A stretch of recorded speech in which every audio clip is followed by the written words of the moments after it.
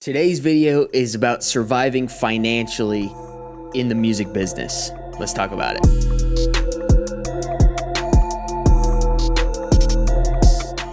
What's up, guys? My name's Noah. I make music as Haterade, and you are watching The Productive Producer. As always, guys, the free finishing music checklist, a checklist that I have compiled with all of my best tips on finishing music quickly and efficiently, is in the description of this video. And I've given that to you guys absolutely free just for checking out the video. So hope you guys enjoyed that. Let's get into it. Today, we're going to be talking about money. 3 essential things that I really think that every producer should be doing. And unfortunately, not a lot of us are. So let's talk about number 1. First one is when money starts coming in, expect it to stop. There's always this rush of excitement when money starts coming in to through your music. You know, it's something that, especially for someone who's worked in music for such a long time, when you finally start getting paid for stuff that you're doing, it's the best feeling in the world.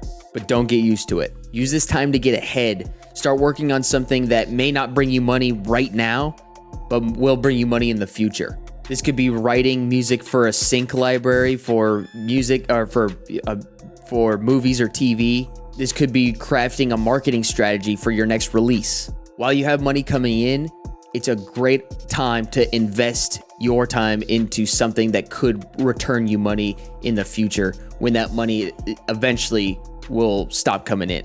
You want to lay the groundwork for those future hard times that will come. It's not a matter of if they come, it's when they come. Because in music, money comes and it goes constantly. Next one is Command S on your finances. Save. This is something that I am embarrassed to say took me so long to learn, is saving. Saving that money. Along with prepping for the times when money isn't coming in, saving is just as important as working on the next thing that will bring you money. Everyone told me to save when I was just starting out. My parents, financial classes, books, other producers, but I just didn't listen.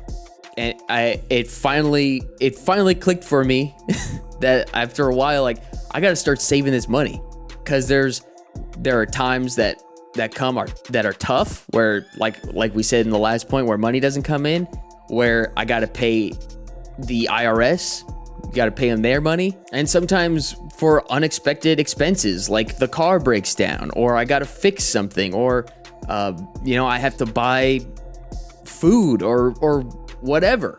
A good rule of thumb to have, at least for me, is taking 20% off the top and saving that aside for taxes. You know, as your income grows, you'll have to do that. You'll have to raise that to about 30%. And then take an additional 20% and putting that direct into savings. So 20% for the tax man and 20% for your personal rainy day fund. It's super important that you do not touch your savings account. Make it hard. Maybe even put it into a different bank. You know, if you got maybe you got 2 bank accounts, keep your savings account in a completely separate bank, so it makes it really hard for you to access that money unless you absolutely need it. You don't use your savings for going out to dinner, buying new gear, getting a new subscription, even buying stuff for your business. You don't use your savings account unless you absolutely have to. You want to get that emergency fund in place, so when you do hit a rough patch, you have that to fall back on and you won't have any stress. Last point is diversify your income. A lot of times we think of diversification as something that we only do with investments, but you can also do this with your income. The reason why investors diversify their investments is to mitigate risk. If one asset starts to fail, they have a bunch of other assets that aren't failing. It's okay that this one fails because there's a bunch more that are already working. You could do this with your income.